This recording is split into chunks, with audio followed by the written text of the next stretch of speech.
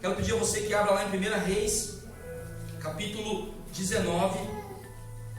Nós vamos lendo pausadamente, aos poucos.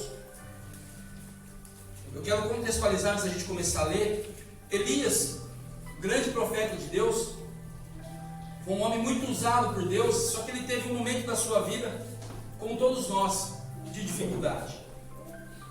Elias aqui, ele vem, esse capítulo começa dizendo, depois de Elias ter muitas ações bem-sucedidas, Elias, um pouco antes, ele havia predito uma seca sobre o reinado ímpio, idólatra, do rei Acabe e de sua esposa Jezabel, e a terra fica sem chuva por 3 anos e meio. Deus sustenta Elias de uma forma milagrosa. Depois Elias volta e tem um embate, o famoso embate com os 450 profetas de Baal e mais outros 400 profetas, são 850, e ali Deus honra o profeta e responde com fogo.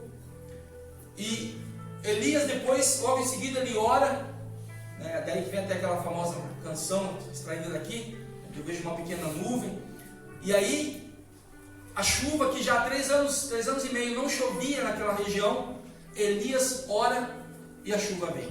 Então Elias vem de momentos, ou de uma vida, se eu poderia dizer assim, bem sucedida, de uma vida onde aquilo que esse homem tocava, aquilo que ele dizia, usado por Deus, acontecia. Mas aí a gente vai aqui para o capítulo 19, depois de tudo isso, dele ter, através das mãos de Elias, os profetas foram mortos, porque eram profetas idólatras, profetas que não adoravam a Deus, a chuva veio, e aí no capítulo 19, no versículo 1, diz assim: Acabe fez saber a Jezabel tudo quanto fizera o profeta, tudo quanto Elias havia feito, e como matara todos os profetas à espada. Então Jezabel mandou uma mensagem a Elias dizendo: Façam-me os deuses como lhe aprouver, se amanhã a estas horas não fizer eu a tua vida como fizeste a cada um deles. Versículo 3: Temendo, pois, Elias levantou-se e, para salvar a sua vida, se foi e chegou a Berseba, que pertence a Judá, e ali deixou o seu moço. Até aqui por enquanto. Elias, que havia tido experiências maravilhosas com Deus, que havia passado já por experiências tremendas, de repente, sob a ameaça de uma mulher, sob a ameaça de uma rainha, Elias se encontra numa situação difícil. E Elias, aqui a Bíblia diz que ele foge, ele se encontra em dificuldades. E nós começamos a olhar para as nossas vidas, todos nós passamos por dificuldades. Acabamos de ouvir aqui um testemunho maravilhoso através do Edson, através da Denise, de quantas coisas já passaram, e cada um de nós, talvez não na mesma proporção, não no mesmo sentido, mas todos nós temos a nossa história, que nós passamos por dificuldades, coisas variadas, problemas às vezes financeiros, problemas de saúde, problemas de relacionamento, enfim, tantas coisas. E Elias aqui estava na mesma situação. E eu olho aqui, por que Elias, o homem que era o profeta de Deus, temido, um homem reconhecido, por que esse homem, por que ele foge? E eu trago isso para a minha vida e você traga para a sua. Muitas vezes nós vamos entender por que assim como Elias, nós sempre tentamos fugir. A primeira coisa que o motivou a fugir foi a reprovação. Não sei se todos conhecem, mas ali no Monte Carmelo, os 850 profetas, ali 450 de Baal e outros 400, ficam invocando os seus falsos deuses, se cortando, ficam mais de meio dia ali, tentando que descesse fogo, porque ali foi feito um desafio pelo próprio profeta Elias, que aquele pelo qual viesse fogo era Deus de verdade, se era Baal ou se era Deus. E aqueles homens ficam ali um bom tempo, e Elias fica zombando deles, e de repente Elias, numa oração simples, ele diz: Senhor, mostra para esse povo que tu és Deus. E aí Deus vem com fogo, consome tudo, tira a água, leva tudo, até as pedras são consumidas com o fogo de Deus. Então Elias, naquele momento, o povo viu quem realmente era Deus, quem realmente era o profeta de Deus. Mas Elias, logo em seguida, Talvez ali no coração dele ele pensou: agora eu serei aceito, agora o povo vai me aceitar, o rei vai me aceitar. E não acontece isso. A rainha Jezabel, usada por Satanás, o reprova. E muitas vezes nós temos a vontade de fugir porque somos reprovados. Meu irmão e minha irmã, tenha convicção disso na sua vida. Muitas vezes nós seremos reprovados pelos homens, mas se Deus for conosco, se Deus é conosco, as coisas acontecerão, fluirão. E Elias também foge não só por causa da reprovação, mas ele foge por medo da perseguição. Nós vemos um país livre onde não há perseguição religiosa, mas muitas vezes a perseguição, ela como que se diz? Ela é na sua mente, reprovando, trazendo um peso sobre a sua forma de conduzir a sua vida, sobre a sua forma de andar dentro do seu trabalho, na escola, sua conduta, sua postura. Então a perseguição também é algo que o cristão vai enfrentar, não importa o nível, às vezes mais, menos, mas é algo que nós temos que nos acostumar, e isso não pode fazer com que nós fujamos do propósito que Deus tem. Além disso, também o medo. Elias aqui diz, eu já li no versículo 3, ele teve medo, por isso fugiu. Quantas coisas, quantos medos tem nos feito fugir? Fugir da vontade de Deus para nós, fugir do chamado que Deus tem para nós, fugir daquilo que Deus colocou nas nossas mãos, não para que aquilo seja um castigo, não para que aquilo seja um peso, mas aquilo é um desafio que Deus sabe que nós vamos passar, mas muitas vezes o medo tem paralisado. No versículo 3 também diz assim, que ele deixou o seu moço. E o que significa aqui deixar o moço? O moço era aquele homem que acompanhava, seu assistente. Eu vejo aqui que deixar o moço, muitas vezes, esse moço tinha junto com Elias visto grandes coisas.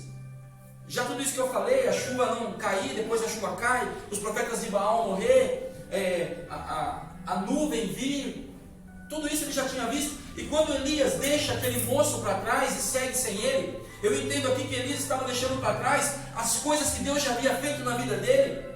Ele tinha deixado para trás o agir de Deus, o tempo de glória, o tempo de visitação de Deus. E muitas vezes aqueles que desanimam, aqueles que abandonaram os caminhos do Senhor, aqueles que deixaram de lutar, que desistiram, eles deixam para trás também tudo aquilo que Deus fez. Não que Deus havia feito através daquele moço, mas aquele moço representava ali para Elias o seu passado, as suas experiências, o seu tempo junto com Deus, onde ele havia sido fortalecido. Versículo 4. Ele mesmo, porém, se foi ao deserto caminho de um dia, e veio e assentou-se debaixo de um zimbro, e pediu para si a morte, e disse: basta, toma agora ao Senhor a minha alma, pois não sou melhor do que os meus pais. Parece algo assim irreal. O mesmo homem que estava ali sob os holofotes, entre aspas, vencendo uma batalha terrível, de repente ele, pouco tempo depois, pouco tempo mesmo, ele se sente e fala: Deus, leva a minha vida. Alguém que estava pedindo a morte, ele desejou o fim. Mas por quê? O medo do futuro. Elias já havia sido bem sucedido no passado, mas o medo do futuro fez com que vamos dizer assim, a glória, as experiências do passado fossem cobertas. E eu pergunto nessa manhã, será que nós estamos com medo do futuro? E esse medo tem nos paralisado? E nós não temos olhado já o que Deus fez? Meu irmão e minha irmã, se eu e você estamos aqui hoje, é porque o Senhor nos sustentou. Não importa quantas lutas nós passamos, não importa quantas dificuldades nós já vivenciamos, não importa quantas vezes nós fomos acometidos por situações que nós sequer imaginaríamos, mas o que eu olho aqui pela palavra e eu vejo é que Deus nos sustentou, e todo esse passado nos fortaleceu, nos fez chegar até aqui. Então eu não posso ter medo do futuro e deixar de olhar para o passado. Se Deus fez até aqui, a Bíblia diz que Deus, Ele é poderoso para completar a boa obra que Ele iniciou em nós. Então, meu irmão e minha irmã, o futuro ele assusta, o futuro ele causa medo, porque muitas vezes nós não sabemos como ele será. Mas uma coisa é fato, o mesmo Deus que nos sustentou no passado, é o mesmo Deus que vai nos levar no futuro. E Elias não enxergou isso. Elias ele teve medo por causa do seu futuro, mas esqueceu do que Deus tinha feito no passado. Versículo 5. Deitou-se e dormiu debaixo de um zimbro. E eis que um anjo o tocou e lhe disse: levanta e come. Elias ali talvez no momento mais difícil da sua vida, no momento de depressão talvez, não sei. O Senhor envia um anjo, e anjo nós sabemos que é mensageiro, e aquele mensageiro toca em Elias. E aqui eu vejo algo muito profundo. Deus, o Senhor vai e envia um anjo. O Senhor toca a Elias através de uma pessoa. E hoje, Deus tem usado pessoas. Deus tem usado a igreja. Quantos de nós chegamos muitas vezes, não aqui, mas talvez em outro ministério, em outras situações, chegamos muitas vezes despedaçados, moídos, feridos. E Deus sempre envia alguém para nos tocar. Mas é interessante que esse toque, ele acontece dentro da vontade de Deus. Tem muitas pessoas que foram feridas, que estão desanimadas, que estão desencorajadas, mas estão querendo ser tocadas, talvez por uma garrafa de cachaça, talvez por uma droga, talvez por um relacionamento ilícito, talvez pelo dinheiro. Nenhum problema com o dinheiro, mas estão querendo ser consoladas por essas coisas. E eu vejo aqui que Deus envia um mensageiro. E meu irmão e minha irmã, eu não tenho dificuldade de dizer isso. A igreja é um local onde Deus envia mensageiros. E eu não estou falando de pastor, de pastora, de líderes, não. Muitas vezes o mensageiro que Deus vai enviar para a sua vida, para te trazer, para te tocar naquele momento, para te trazer um consolo, é o seu irmão que você talvez nunca nem conversou com ele direito. É alguém que você não tinha um relacionamento, mas Deus envia. No versículo 6 diz assim: olhou ele e viu à cabeceira um pão cozido sobre pedras em brasa e uma botija de água. Comeu e bebeu e tornou a dormir. Aqui eu vejo que quando nós estamos no lugar certo, quando nós estamos debaixo da vontade do Senhor, nós estamos na igreja. E a igreja, mas não estou falando de quatro paredes, estou falando de um grupo de pessoas. Ali o Senhor vai usar um anjo, e ali o Senhor também vai nos alimentar. Há tempos nas nossas vidas que é necessário ser alimentado, é necessário descansar, é necessário ser cuidado. Muitas vezes nós estamos tão preocupados em fazer, mas Deus está falando: não, deita agora, come, bebe, descansa, deixa alguém cuidar de você, deixa alguém te servir. E isso é maravilhoso, porque a igreja, ela tem esse papel de servir, de amparar, de socorrer no momento talvez de maior dificuldade, como Elias vivia aqui. Aí no versículo 7, voltou segunda vez o anjo do Senhor, tocou e lhe disse: levanta-te e come, porque o caminho será sobremodo longo.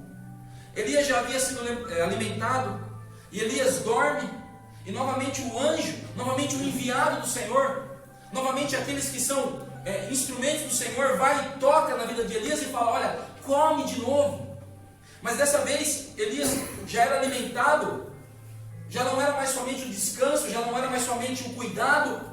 Aqui já havia um novo propósito. Agora Elias é alimentado, mas com um propósito. O anjo diz: come, porque o caminho é sobremodo longo. Eu vejo que a igreja é um lugar onde nós somos alimentados, somos cuidados. Por mais defeitos que esteja, amados, e tem defeito, toda a igreja tem defeito, porque nós estamos lá. Onde nós passarmos vai ter defeito, porque lá é ser humano e nós somos imperfeitos. Mas a igreja também, eu já preguei sobre isso uma vez, é um local de cura. A igreja é um local que Deus usa para nos alimentar, muitas vezes ali, recobrindo as nossas forças, e o título dessa manhã é Recobrindo as Forças. Mas também é um local onde Deus usa para nos alimentar, mas não só para ficar ali, porque aqui nesse momento o anjo fala: olha, o caminho é sobremodo longo, ou seja, agora somos alimentados com um propósito. Há um tempo de ser cuidado? Sim. Há um tempo de ser alimentado? Sim. Mas depois também há um tempo de cumprir uma missão, de cumprir um propósito. Deus tem nos alimentado, Deus tem nos sustentado através da palavra, através de pessoas, mas será que nós temos olhado qual é o propósito? Nós podemos cair num erro de nos acostumarmos a sermos sempre alimentados, a sermos sempre consolados. Procura o pastor quando está com problema, procura a igreja quando está com problema, procura a igreja quando está passando uma necessidade, e necessidade não é só física, ela pode ser emocional, mas aí tudo bem, é um tempo de cuidar, mas depois de cuidar, você vai ser alimentado porque você tem uma jornada a seguir, você tem um caminho a percorrer. Não caia no erro, meu irmão e minha irmã, de achar que a igreja é um lugar onde nós só somos alimentados quando precisamos. É também um lugar onde nós somos enviados, e Deus talvez tenha me enviado e te enviado para um propósito, aqui mesmo, nesse lugar. Versículo 8: levantou-se, pois comeu e bebeu, e com a força daquela comida caminhou 40 dias e 40 noites até Horebe, um monte de Deus. Eu vejo aqui, e essa é a palavra dessa manhã, que Elias foi fortalecido. Elias foi alimentado com aquele alimento, com aquela água. Ele foi fortalecido, mas para quê? Para ele poder prosseguir. Volto a dizer, se você não tem se alimentado, volte à casa do Senhor, esteja na casa do Senhor. Mas se você tem se alimentado, olhe e veja que é necessário prosseguir, veja que é necessário continuar, veja que é necessário continuar na jornada que Deus iniciou. O anjo disse aqui: se alimenta porque você tem um longo caminho pela frente. Meu irmão e minha irmã, nós não sabemos quanto tempo nós temos nessa terra ainda, talvez mais 40, 50, 60 anos, 20, não sei, não importa, mas a jornada ela ainda tem que ser cumprida. Então, Deus nos fortalece. A primeira coisa que eu vejo aqui é que Deus nos fortalece pelo alimento, mas é para que nós continuemos a nossa jornada. Amém? Amém. Então, a primeira coisa, nós recobramos as nossas forças através do alimento, através da igreja, através do corpo de Cristo. Continuando, versículo 9: ali, depois de caminhar 40 dias, ali entrou numa caverna, onde passou a noite, e eis que veio a palavra do Senhor e lhe disse: que fazes aqui, Elias? Eu vejo aqui Elias, e eu me vejo muito parecido com Elias. Elias foi fortalecido, Elias ali foi alimentado pelo Senhor, caminhou uma distância enorme, e quando ele chega no lugar, o que Elias faz? Vai e se esconde. Isso parece um pouco da minha história e da sua história. Às vezes por causa do caminho, às vezes porque a gente imagina atravessar 40 dias no deserto, não é brincadeira. E o caminho muitas vezes ele traz feridas, ele traz marcas, ele traz uma sequidão na pele. E entenda isso de uma maneira espiritual. Às vezes a nossa caminhada trouxe uma sequidão em nós, trouxe algumas feridas, trouxe um cansaço. E o que nós queremos? A primeira coisa que nós vamos fazer quando nós chegamos, nos esconder. Quantos Elias talvez tem aqui nessa noite? Quantos Elias talvez estejam agora num bar? Quantos Elias talvez estejam agora fazendo 1000 coisas, porque estão escondidos do chamado que Deus tem? Eu vejo que Deus é um Deus que nos fortalece pelo alimento, mas Deus nos fortalece não para que nós vivamos da forma como nós desejamos, uma vida de qualquer forma, mas Deus nos fortalece e nos sustenta porque Deus quer que nós cheguemos a um objetivo. Então, se eu e você temos nos escondido nessa manhã, é o tempo, é a hora de nós sairmos da caverna. Qual é a caverna que você tem se escondido? Versículo 9 ainda. O Senhor pergunta: que fazes aqui, Elias? Que fazes aqui? Deus manda Elias ir para o monte Horebe. Deus não mandou Elias se esconder. E aí Deus vem e confronta. A palavra de Deus vem e confronta Elias. Mas essa mesma palavra que confronta, ela nos fortalece.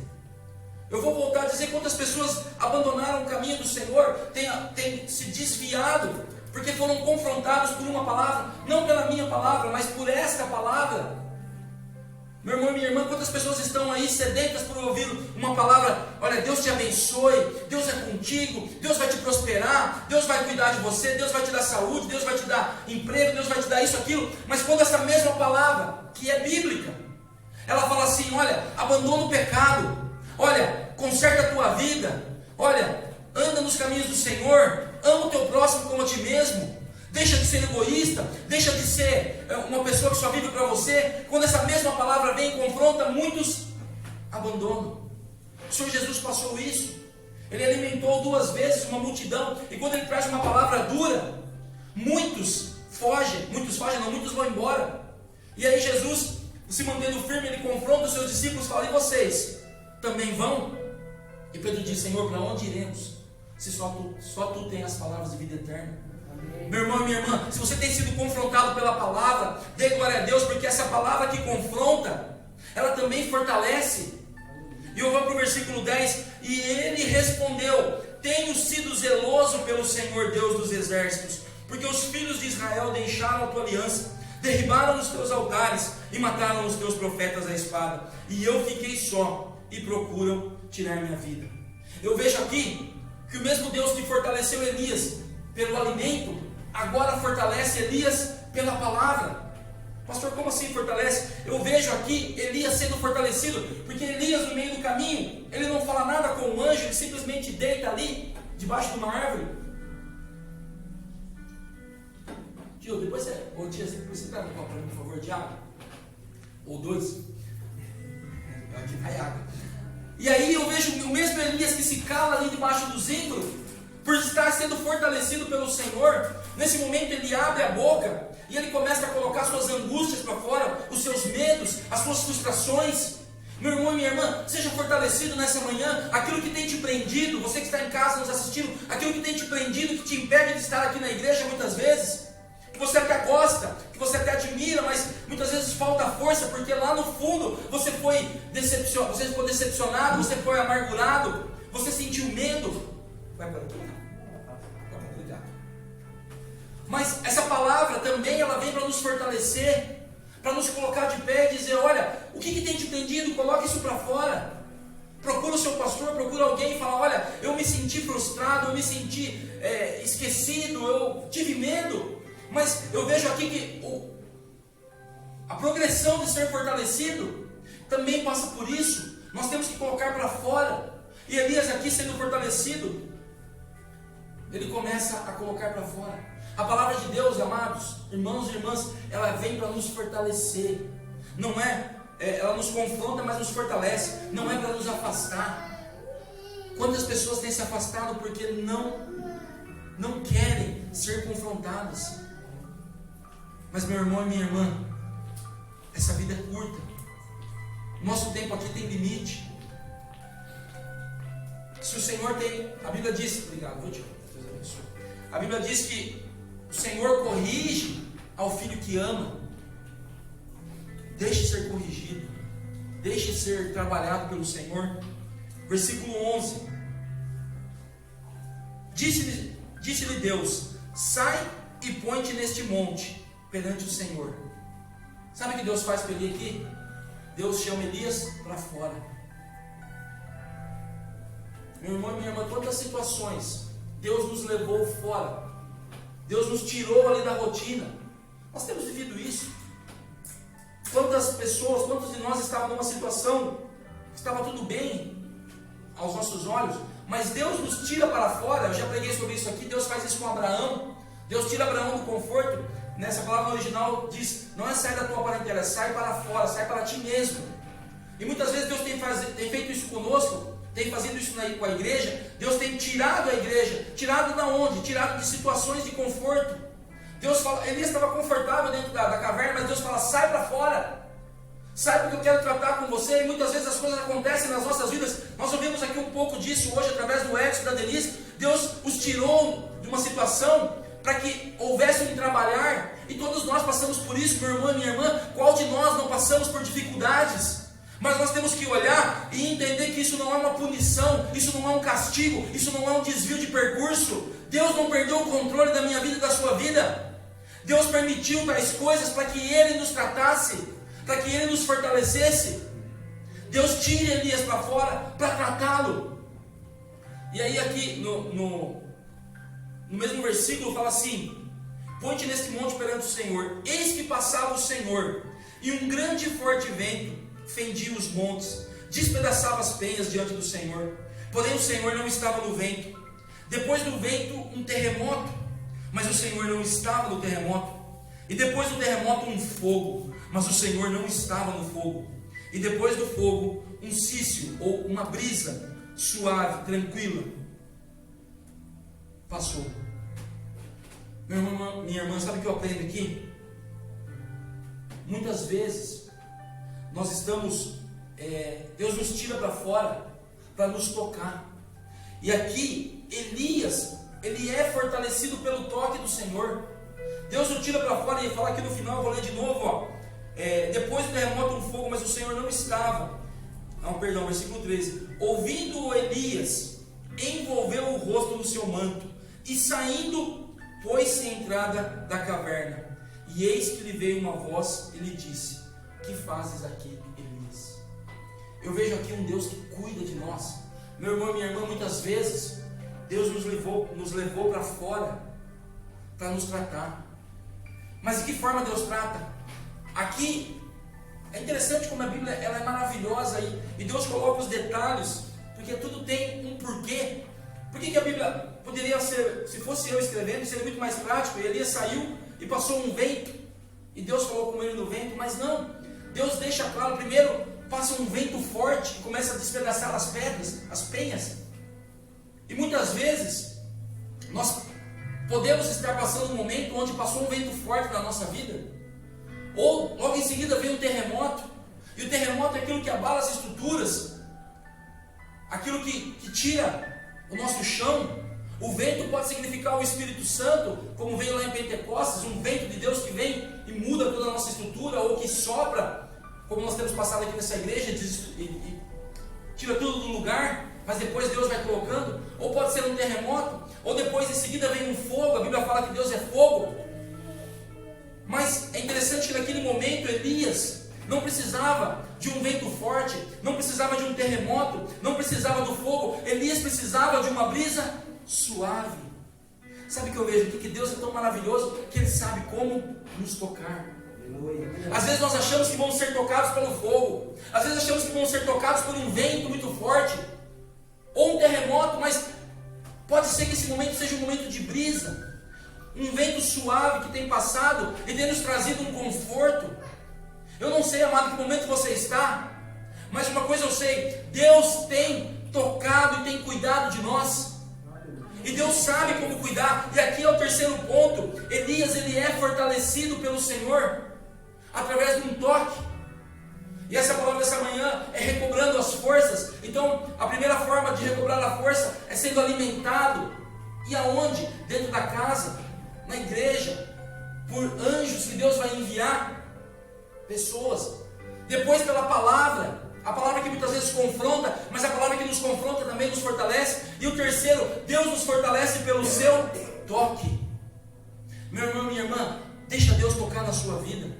Muitas vezes nós estamos tão duros, estamos tão escondidos. E é interessante, olha que interessante, o Espírito Santo me trouxe isso agora. Porque Deus poderia tocar Elias dentro da caverna? Claro que sim, Ele é Deus. Mas Deus o traz para fora. Deus falou para Elias: Elias, se mostra, se expõe. Saia do seu esconderijo. E muitas vezes nós não temos sido tocados porque estamos em esconderijos. Às vezes o esconderijo se chama religiosidade. Às vezes o esconderijo se chama tempo. Às vezes o esconderijo se chama trabalho. Às vezes o esconderijo se chama família. Eu não sei o nome do esconderijo. Eu não sei o nome da caverna que eu e você temos nos escondido. Mas uma coisa eu tenho certeza: essa caverna tem me impedido e tem te impedido de receber um toque do Senhor. Meu irmão, minha irmã, entenda. Algumas coisas nós teremos que fazer. Volto a dizer, Deus poderia ter soprado dentro da caverna, mas não, precisava de uma atitude de Elias. Deus está esperando talvez uma atitude minha e sua, para que Ele venha e nos toque. Sim, lá atrás já o alimento nos fortaleceu, a palavra nos fortaleceu, mas agora Deus quer selar e nos tocar. Versículo 13 ainda. É interessante que depois de fortalecer, Deus faz uma pergunta para Elias aqui no final: que fazes aqui, Elias? A mesma pergunta que Deus faz ali um pouco antes. Deus é um Deus que não é um Deus de acusação. Deus mostra para Elias: Elias, o que você está fazendo aí dentro? Só que além de mostrar, Deus dá a direção, Ele fala: sai. E depois que Ele mostra, que Ele dá o caminho, ele de novo dá a direção. Porque ele fala: que fazes aqui? Deus talvez tenha nos perguntado: o que nós temos feito? O que você tem esperado? O que eu tenho esperado? E aí no versículo 14 eu vejo aqui um homem já fortalecido. E aí ele responde, ele fala assim: eu tenho sido em extremo zeloso pelo Senhor Deus dos exércitos, porque os filhos de Israel deixaram a tua aliança, derribaram os teus altares e mataram os teus profetas à espada. E eu fiquei só e procuro tirar minha vida. Depois você faz isso em casa, pega o versículo 14 e o 10 e compara.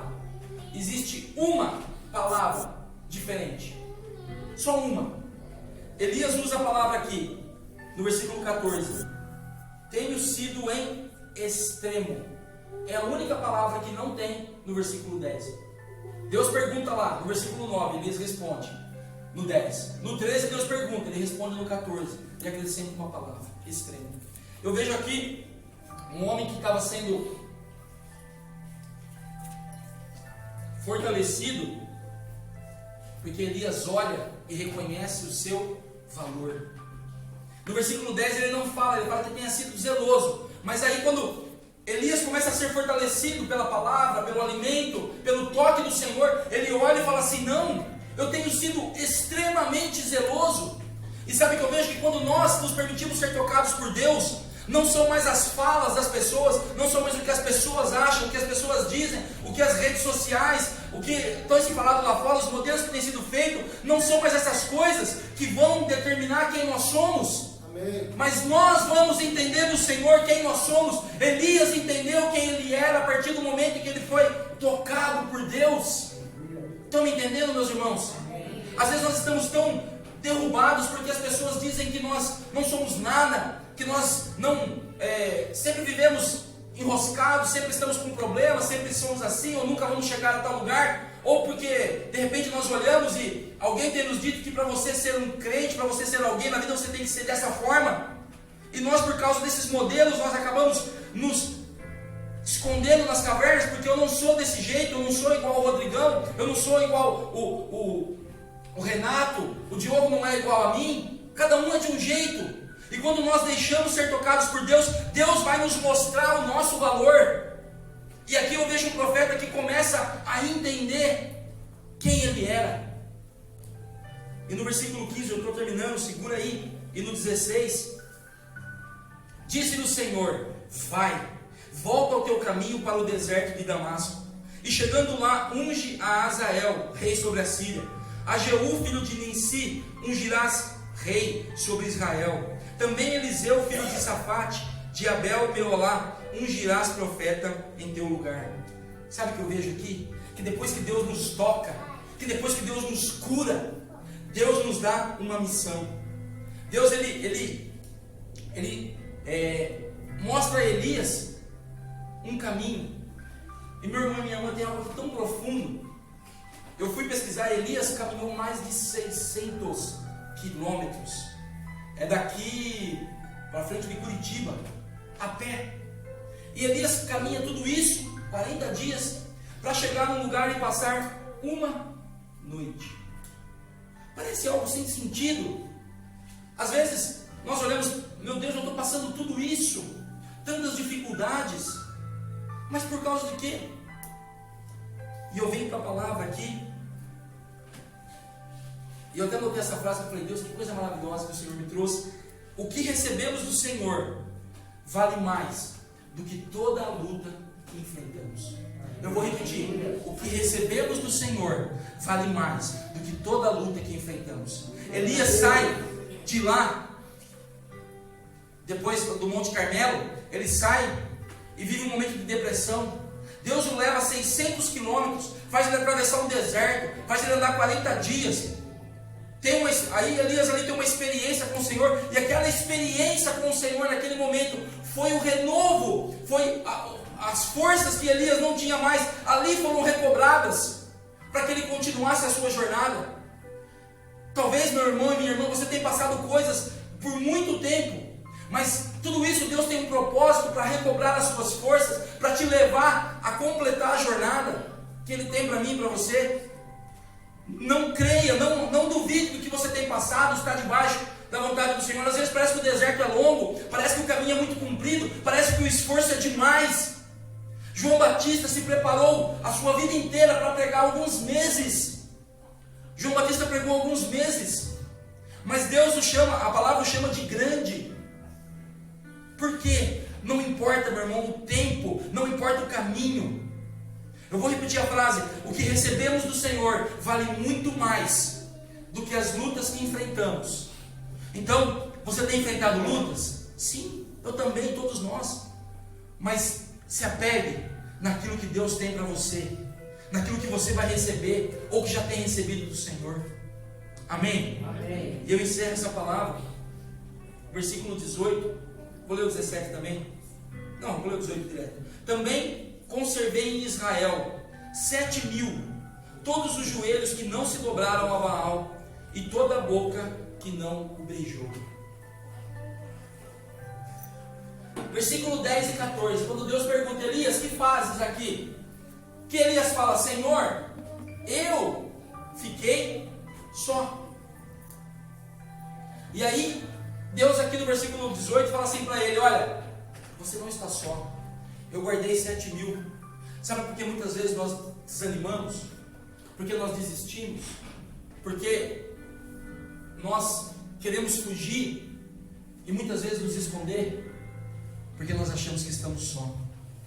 Porque a luta que nós estamos enfrentando, eu sei, meu irmão e minha irmã, às vezes a luta é dentro da sua casa, às vezes a luta é dentro de você, às vezes a luta é num relacionamento, às vezes a luta é com a sua saúde, e parece que eu e você estamos sozinhos. Mas, meu irmão e minha irmã, a primeira coisa que eu vejo pela palavra é que Deus não nos deixa sozinhos. Deus foi com Elias durante toda a viagem. Deus foi com Elias ali no Monte Carmelo, depois embaixo daquela árvore, depois durante o deserto, depois ali escondido, dentro da caverna. Então a primeira coisa que eu vejo é que Deus está comigo e com você. Às vezes parece que não, mas, meu irmão e minha irmã, Deus é conosco. O Senhor Jesus, uma das últimas palavras que Ele disse para os seus apóstolos, antes de subir ao céu, Ele diz assim: e eis que estarei convosco enquanto vocês andarem comigo. É assim que está escrito? Não. E eis que estarei convosco todos os dias, até a consumação do século. E além disso, Deus envia pessoas, anjos. Deus envia a sua igreja. Aqui Ele diz: ainda conservei 7.000 que não se dobraram. Meu irmão e minha irmã, não sei a luta que você tem passado, não sei os desafios que você tem enfrentado, mas uma coisa eu sei: Deus é conosco. E além disso, Ele tem colocado pessoas, Ele tem colocado outros. Talvez você não tenha enxergado, talvez eu não tenha enxergado, mas a igreja, o corpo de Cristo, são esses 7.000 que Deus tem separado. Talvez você esteja vivendo a maior luta da sua vida, talvez o tempo mais difícil, como Elias aqui nesse momento. Mas olhe e veja que não é só você não está só.